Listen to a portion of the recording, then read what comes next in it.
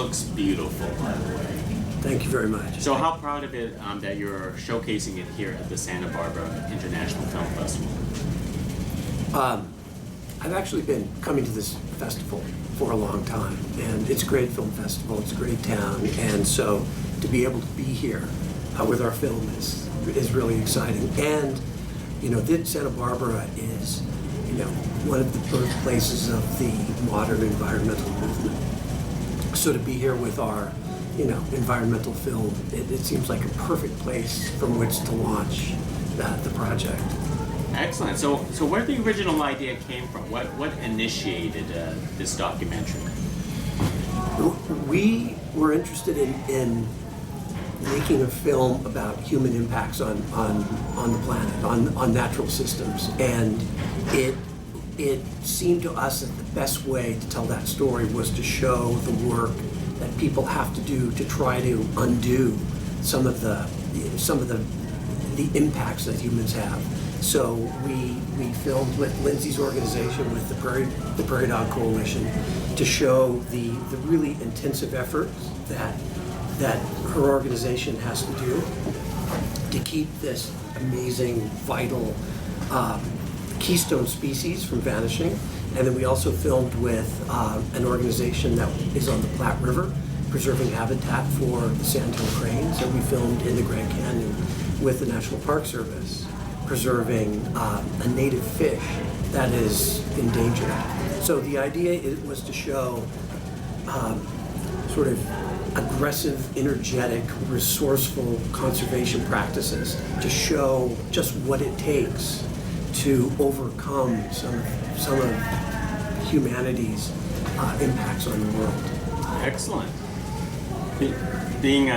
Leading off with the prairie dog conservation. I mean, I've heard of prairie dogs before, but I've never been to the Midwest, so right. I thought they were like gophers or something like that. Right. Talk about the conservation efforts and being a part of this documentary. Right, thank you. So our work with the Humane Society of the United States really looks at how can we overall have a more humane impact on wildlife management. So how can we turn wildlife management from lethal to non-lethal? Historically, we've wiped out prairie dogs by 98%, mostly human caused, loss of habitat and government sanctioned poisoning campaigns, and now they're really fighting exotic disease. So with a 98% decline of the keystone species, like Scott said, we're losing their associates too. And all these different species throughout the Great Plains, like burrowing owls, black-footed ferrets, all depend on them either to eat them as a prey source or live in their burrows. So the more prairie dogs we have, the more biodiversity we can accumulate and protect. So that's really how we're going about things. Are we succeeding in that effort today? Some, yes. I think one thing that's positively changed over the last decade that we've made a note to focus on is prairie dogs aren't just a destructive rodent pest. Yes, they eat grass. Yes, they dig holes, but they are this keystone species that we have to have. Love them or hate them, we gotta have them. And we have been successful at getting that message out. And I would say across many of our public lands, wildlife managers have learned that it's important to the public to include a non-lethal strategy for wildlife management. So definitely keep telling people that that's important to you. Keep telling your decision makers you like wildlife and conservation and you want to keep non-lethal management a priority. Excellent. Now, one of the things that I'm always astonished is that while making films, animals are not usually cooperative. So tell us how you had to approach this. I mean, especially with the cinematography, which is absolutely beautiful. Well, it took 3 different strategies, so I'll let Oktay talk about that. So with nature photography, there's a lot of sitting and waiting. So Scott and I sat and waited for weeks and weeks. So it's a matter of you stake out a spot, you kind of know that something might happen in this area, and then you wait. Sometimes we'd have to wait overnight for the birds to come in the evening, rest, and then when the sunrise, then we were able to film them taking off and stuff. So there's that. But then we kind of employed other strategies of getting to the animals. We would use drones, we would use cable cams, we would hide cameras. We did a lot of GoPro work with the prairie dogs because they're very skittish, so you can't get close to them. So we would just hide GoPros around their burrows. You call them burrows? Yeah. And you know, we would roll an hour of the camera to get one shot, maybe. This seemingly is like almost like 3 movies, you know, by 3 itself. for the price of 1, man. It's like it's a bargain movie. Yeah. So how long did this overall take? Well, this movie began life as a totally different film, and then we moved on to a different film, and then we ended up with this film. It probably this concept. It was probably about 2 years of work, right? But Oktay and I actually shot a good portion of a whole other film that probably will never see the light of day, because it was not as viscerally engaging as this story is, the interaction between humans and these really charismatic animals. I mean, I started talking to you 3 years ago, so maybe even more. Yeah. And I guess I want to say one thing too is we would go out in the field, you know, at dawn, and then we would film, or not film, but work all day, and they would film us working all day. And these are summer hours, so we're talking, you know, the sun comes up at 5 and goes down at 9, and we would get home at 10, and they would go back to the cabins or to our tents. Yeah, about an hour and a half away. And Yeah. work all night to download the footage. Wow. And I couldn't believe it. We We did. slept in a little We bit. got a little sleep. They slept less than us even. The filmmakers were truly the hard workers in this one. Well, being a part of a documentary yourself, did you feel skittish? Yeah. I remember having like a slight panic attack on one of my technicians at one point too, just being like, are we saying the right things? Do I look okay? Did you get enough film time? You know, all these funny things, because I think the other thing is you don't know how wide and far this is going to go, and your hope is as wide and far as possible, and you don't want to mess up, and you want to make sure you do your species and your cause justice, and that anything you say can't be held against you. So can I ask you a question? Sure. Can I be interviewer for a second? Sure. So, you know, I think it was a real act of courage for you to let us into your life and into your work. And I mean, at some point you must have thought, okay, I'm just going to take a chance on these guys. Yeah. So what was that? I think What was that about? I'd had a little bit experience working with the media, and it's always another layer to our work to let you in and let the reporters in, but so far it's really paid off every time, like making that extra, adding that extra layer of work to your project, and I would say for this one it has too, so thank you both. To answer my own question, if I Sure. may, another participant in the film who will remain unnamed for now, but they had, not long before I contacted them, they had been approached by someone from the media, and they really took them into their confidence, and then they were really burned by it. The material that came out was pretty scathing about their work. Oh, really? The article that came out was very anti-conservation. Oh. And so it took a tremendous amount of courage for this person to say, okay, we are going to try it again, and hopefully it will work out this time. And they're very happy with how this turned out. But you know, I think it's really brave of people to allow, you know, a couple guys with cameras to come in and just shoot their work, shoot everything they're doing, because it takes a lot of trust. So during the filmmaking process, what was the greatest challenge? Obviously, it's like three different processes, 3 different productions, but something must be difficult, right?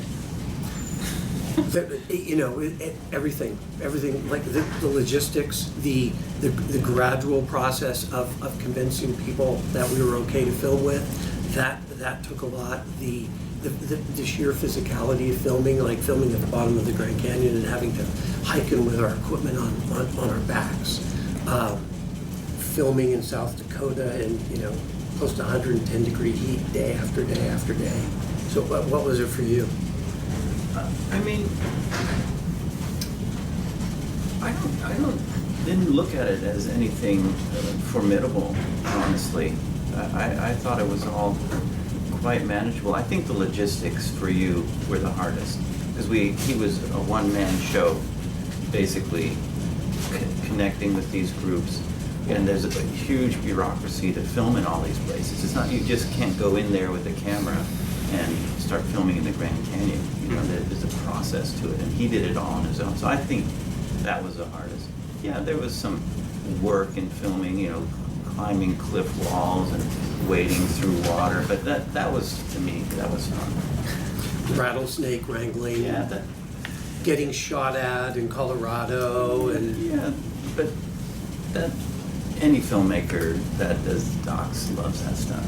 So I don't know. we don't The gunshot. we don't know if the bullets were intended for us or to scare us or what, but somebody was definitely firing in our direction, and it was on a site where Very dark. people would drive by and they would scream obscenities at us because they knew we were working with prairie dogs. Really? And, yeah. I mean, it's a love 'em or hate 'em type of situation, and you never know. Were they, you know, screaming at us because we were helping them, or because they thought we were hurting No, them? it was obscenities. It was not, hey, good. No, there were some people who were supportive, but not everybody was. People would drive up that road next to the Yeah, site in yeah. Colorado and scream all kinds of nasty things at us. Well, I'm sure there are more people supportive than against these type of causes. So would there be a call of action if in the future that we should be aware of? I would say stay focused on naturemakers.com, and I think each of our groups will put our call to action on it. But in the meantime, anytime you see, a wildlife species or a piece of, habitat in peril or that you care about, it's really important to write that senator, write that email, write that representative, pick up the phone, even for 1 minute, and just say, this is important to me and you're my lawmaker. Excellent.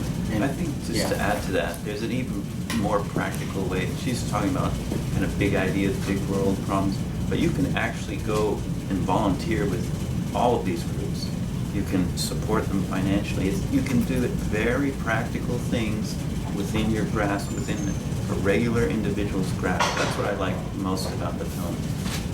We weren't, trying to stop climate change with huge policies. You can go and help the Humane Society of America, and you can go dig holes for prairie dogs to live in. Simple as that. Take a summer, go do it. Or an afternoon. Or call the Crane Trust and send them a check, $25. Makes a Very difference. practical things. You can volunteer with the National Park Service. You can do that as an individual. You have to show, that you can help them in their field studies, but you can do it. We met a retiree out there. He does 4 volunteer trips a year, helping whoever needs it. Yep, just knowing that individuals make a difference, I think, should empower all of us, because collectively, that's where we make a bigger impact. And it is made up of a lot of individual actions: saying yes, picking up the phone, sending the email, volunteering. If you look at the prairie dogs that will come from one saved prairie dog family, just a family, that like through generations, you're saving thousands and thousands of animals. How many animals did you've recently tallied the number of lives you saved? We were about 15,000 for the Humane Society of the United States work. With the prairie dogs. Yeah. Which is remarkable. So, Yeah, just with I prairie mean, dogs. how satisfying is that to 15,000 know prairie that dogs. through your work you've saved 15,000 lives? But not how many only people that, can say that? That's But amazing. not only that, they then impact all their associated species. So the golden eagles, the black-footed ferrets, the burrowing owls, even tiger salamanders live in prairie dog burrows. So by saving their habitat, you get to save all those species too. Wow. That's why we work on them. Well said. Hey, well, congratulations on this documentary once again. But I have one last important question. Tough one. When people actually view this nature documentary, what is the one most important lesson that you hope they learn? I don't know what. That's on the me, huh? director That's to answer that one. So, well, I think it's what you were saying. I would like people to come away feeling that, in the face of all this grim environmental news. It's relentless, day after day after day, bad news. There are things we can do to make an enormous difference. And so that we were trying to show efforts that, in the face of tremendous adversity, can have a huge impact. Sometimes on a small scale, sometimes on a larger scale, but they can have a difference. They can make a difference. They can have an impact. And I think that would, for me, that's what I would like people to come away with, to not feel like the problems that they read about every day in the paper and see on the news are utterly insurmountable. They're big. The problems are big, but we can do something about it. And by pursuing these kinds of actions, it can make a big difference. And here's these 3 stories that are making a difference for these species in conservation. That's cool. Good job. All right. Okay. Thank you. Excellent. Hey, congratulations once again.